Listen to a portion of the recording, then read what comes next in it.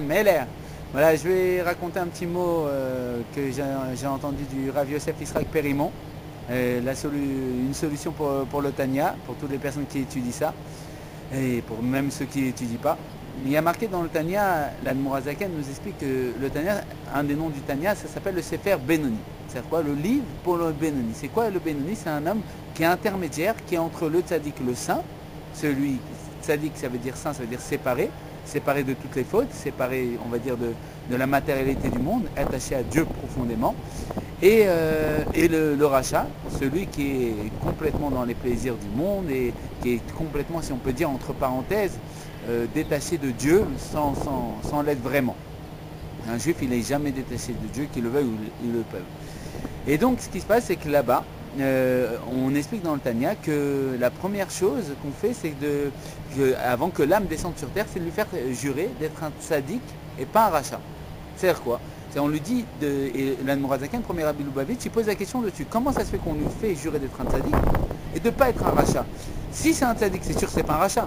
De là, on comprend que même si la Neshama, pourquoi on le fait jurer ça? C'est que si ce n'est pas un tzaddik, il ne faut pas être un rachat. Et c'est ça l'homme intermédiaire. C'est que si je ne suis pas un tzaddik, parce qu'un tzaddik, c'est quelqu'un qui normalement naît tzaddik, c'est-à-dire quoi? L'explication d'un tzaddik, c'est que il est tzaddik, si on peut dire, à la naissance, ou sinon par son mérite et son avoda, à la fin on lui donne. Mais c'est vraiment des cas très très rares. Et tout le reste, c'est-à-dire la majorité du monde, c'est des hommes intermédiaires. C'est-à-dire quoi? Des hommes qui essayent de faire de tout leur possible pour ne pas fauter. Et on voit que c'est très très dur et que beaucoup de personnes n'y arrivent pas.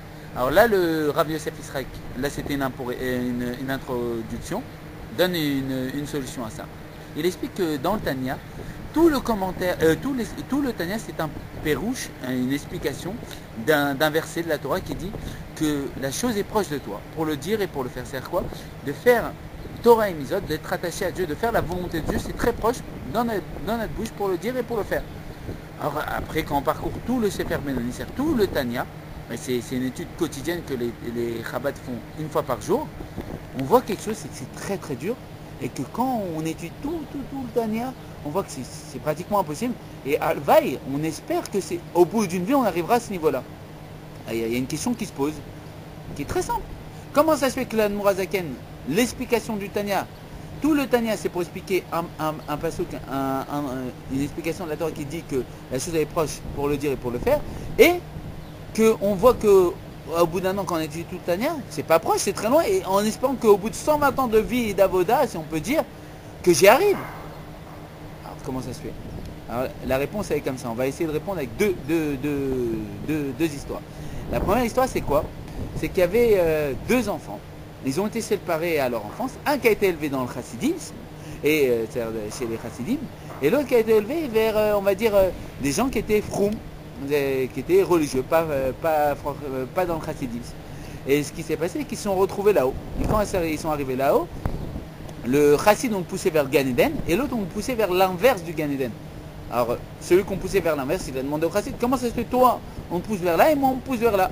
Alors le chassid lui pose la question, t'as pensé à quoi? Alors lui, il dit, moi, j'ai pensé qu'à Dieu. Et le chassid, il réfléchit, il dit, mais c'est pour ça le problème. C'est ça le problème, c'est parce que tu as pensé à Dieu. Maintenant, l'autre, il comprend pas, il dit, et toi, tu as pensé à quoi? Comment ça se fait, toi, tu as mérité d'aller là? Il dit, moi, j'ai pensé qu'à moi. Alors, bizarrement, quand on entend cette histoire, on dit, mais c'est incroyable, c'est l'inverse, il y a une erreur au tribunal, ils sont trompés, c'est le chassid qui doit aller à l'autre endroit, et le froum, il doit aller, le religieux, il doit aller dans le Gan Eden. En vérité, c'est beaucoup plus profond de ce qu'on pense. C'est quoi? C'est qu'en vérité, le chassid, il a pensé qu'à lui. C'est-à-dire quoi qu'il a pensé qu'à lui? Il a pensé qu'à lui parce que si En On Milvado, si Dieu, il n'y a rien d'autre à part lui, pour de vrai. Mais on parle pour de vrai. Comment moi je peux exister? C'est vrai. Il y a marqué dans la Torah, il n'y a rien d'autre à part Dieu. Mais s'il n'y a rien d'autre à part Dieu, mais même moi, alors comment j'existe? Ça, c'est un des éléments qui va nous permettre de répondre. On va laisser cette histoire de côté, on va raconter l'autre histoire. Il y avait Rabbi Eli Meler, qui est le frère de Rabbi Zouché. Juste pour dire, c'est qui Rabbi Eli Meler? Une fois, pour raconter une histoire sur lui, c'est qu'il y avait quelqu'un qui étudiait tout le temps la Torah, la Torah, et qui avait entendu parler d'un rabbi qui était un tzaddik, Et il avait sa fille qui avait un problème. Sa fille, depuis qu'elle était née, elle était petite, à une taille d'enfant. Et sa femme tout le temps lui dit, va voir le tzaddik, va voir le tzaddik, va voir le tzaddik. Et lui c'est un érudit en Torah, il ne va pas voir un tzaddik. Bon, sa femme elle a tellement insisté que il est parti voir. Sur le chemin, il croise un ami à lui qui lui dit, qu'est-ce que tu fais? Il voit avec sa fille et tout. Il dit, moi je veux voir le tzaddik parce que ma fille elle a un problème, elle n'arrive pas à grandir. Mais son ami il a dit, mais là tu es en train de faire bitul jman à Torah, tu es en train de, au lieu d'étudier la Torah, tu vas en chemin, tu vas voir quelqu'un, un tzaddik, qu'est-ce que ça veut dire ces histoires et tout ça? Et il dit, tu es en train de ne pas étudier la Torah, c'est pas bien. Alors il a fait demi-tour, il est parti étudier la Torah. Et sa femme a réincité, va voir le tzaddik, va voir le tzaddik, va voir Rabbi Elimelech. À la fin, elle a eu gain de cause, il est reparti. Bon, il y a eu beaucoup d'années qui s'est passé. Heureusement qu'il n'a pas recroisé son ami qui lui a dit qu'il faisait, et il a annulé le temps pour étudier la Torah. Et qu'est-ce qui s'est passé? Il est arrivé là-bas, voir Rabbi Elimelech. Ils ont commencé à parler de Torah. Il a mis la fille sur son lit à Rabbi Elimelech. Et quand il a mis la fille sur son lit, ce qui s'est passé, c'est que ils ont parlé de Torah. Et là, d'un coup, Rabbi Elimelech, il s'est retourné vers la fille. Il dit, de quel droit tu es sur mon lit? Lève-toi, viens me voir. Et la fille, elle s'est levée, elle s'est mise à venir le voir alors que ça s'était jamais passé. Et son père, il voit tout ça, il ne comprend pas. Et il lui dit, il commence à lui dire comme ça, je te bénis. Et quand il lui dit, il met les mains au-dessus d'elle. Quand il dit, je te bénis, elle grandit à la taille. Il dit, je te bénis. Et elle regrandit. Et je te bénis.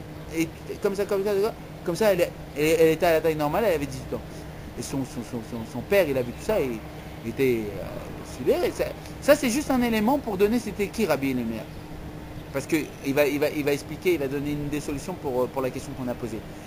Alors, Rabbi Elimelech, il va voir son frère Rabbi Zouché. Et il dit comme ça, c'est pas possible, moi j'ai pas pris part à la faute d'Adam Arishon, j'étais pas là. Parce que le Zohar, et là-bas, il nous explique que dans Adam Arishon, il y avait toutes les générations qui étaient comprises. C'est-à-dire nous tous, toutes les générations passées, jusqu'à les générations futures, c'est-à-dire notre génération, qui est la dernière, comme il a dit le Rabbi, la dernière de l'exil et la première de la délivrance. Tous ont été compris dans Adam Arishon. Et donc Rabbi Elimelech aussi. Et lui, il dit à son frère, moi, j'ai pas pris part à la faute de Adam Arishon. C'était pas possible, j'étais pas là. Mais s'il était dedans, comment il n'était pas là? Bon.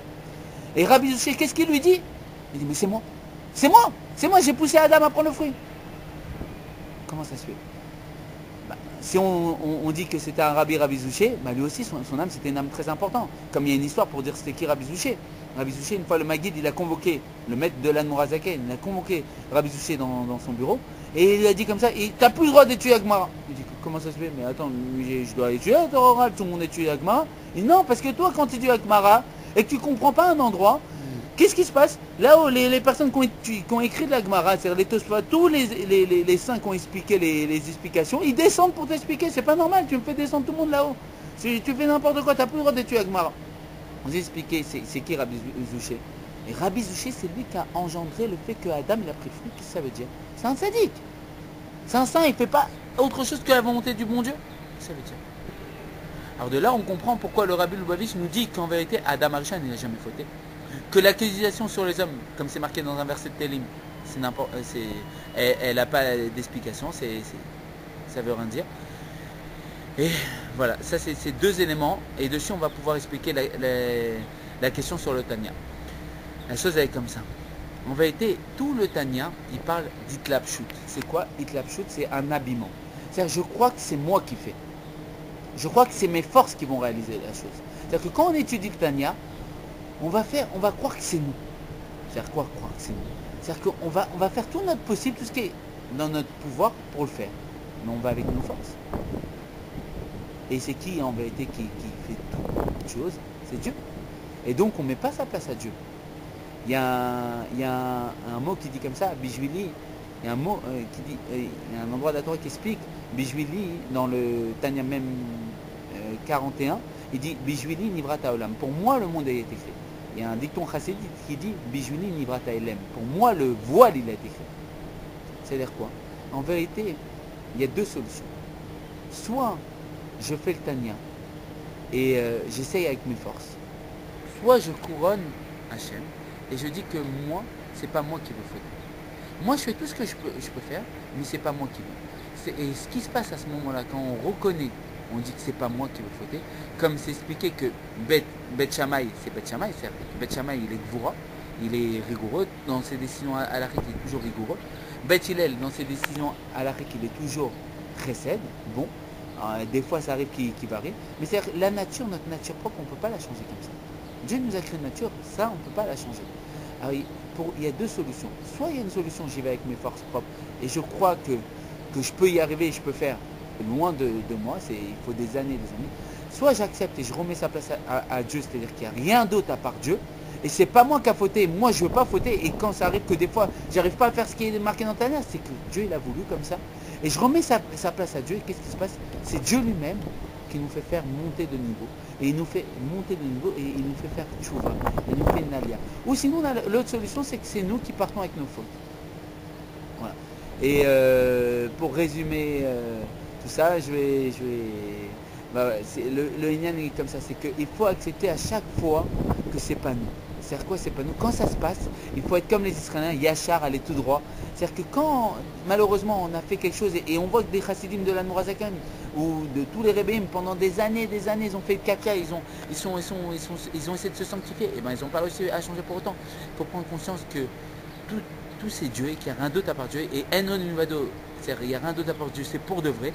Là on remet sa place à Dieu. Et comme il a dit le Rabbi de Kops, il est où? On lui a posé la question, il est où le bon Dieu? Il a dit là où tu laisses de la place. Et si on laisse de la place au bon Dieu, ce qui va se passer, c'est qu'on va le voir agir à travers nous. Et il va lui-même nous délivrer. On va lui remettre sa place. Et on pourra voir, comme il a dit le Rabbi, on va pouvoir ouvrir les yeux et voir Dieu de nos yeux. Et voir que tout est Dieu, et voir que la Géoula elle est là, que le Léviathan il est là, que Sharabar il est là, et que le Rabbi il est assis à la table, à Jérusalem, le temple il est reconstruit, tous les éléments sont là, et on pourra créer, Yéchi Adonenu, Morenu, Varabenu, Meler Mashiach, Lamvet.